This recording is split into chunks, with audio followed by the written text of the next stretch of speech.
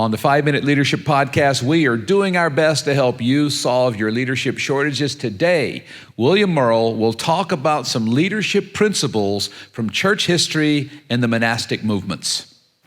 Today, we're looking at leadership lessons from the monastery. And as I said in the last 5-Minute Leadership, it's important to recognize that we can learn leadership skills, we can learn leadership habits, we can learn leadership principles from places we would never expect. And as we looked at the importance of rhythm in the lives of monks, and I would say in the lives of leaders, here we're going to look at another rhythm that's really crucial in the life of a leader. And before I get into that rhythm, I'm going to read a quote from Thomas Merton.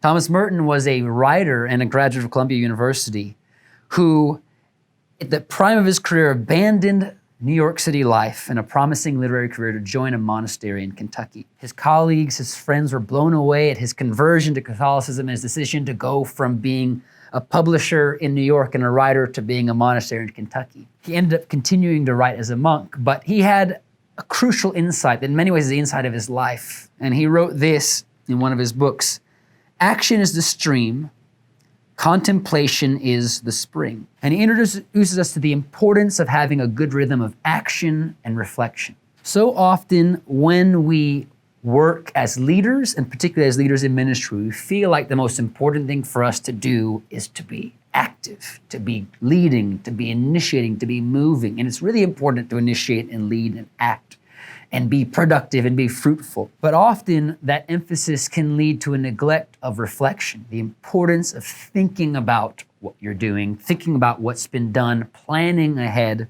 And really, when we think about monastic life, when we think about that quote from Thomas Merton, we realize there's a counterintuitive leadership principle at work here. And it's this: our best action, and I would argue decision-making, comes after deep reflection. Often we like to just think that leaders, especially the best ones, can just snap and make things happen. They can just decide on a whim. But we all realize in our own lives that our best decision-making, our best action as leaders comes after periods of reflection where we're not working, we're not moving the ball down the field, we're not actually accomplishing anything that anyone can see, because we're thinking and praying and pondering what is the right decision, how to do this well. One question that's helpful to ask ourselves is, what kind of decisions do I regularly make as a leader that would benefit from moments of intentional reflection? And really, reflection is the difference, the core difference between purposeful action and spontaneous reaction. And we all know as leaders,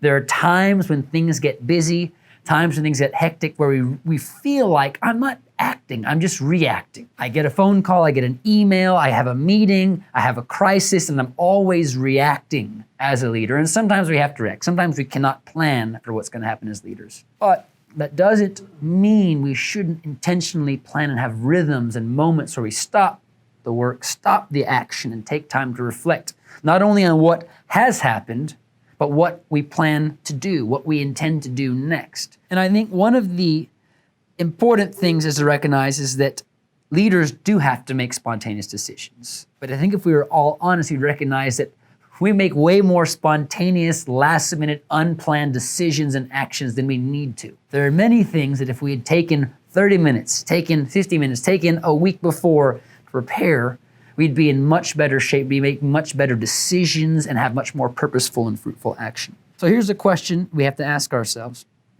How often in your work day or work week do you take a moment to reflect on what you've been doing that day or what you're going to do that day? And how often, before you have to address a personnel issue, do you take time to reflect on what needs to be said and not said? I find that often reflection is most crucial when you're dealing with people. Before you say something as a leader and use words that have great consequence, it's useful to take time just to think.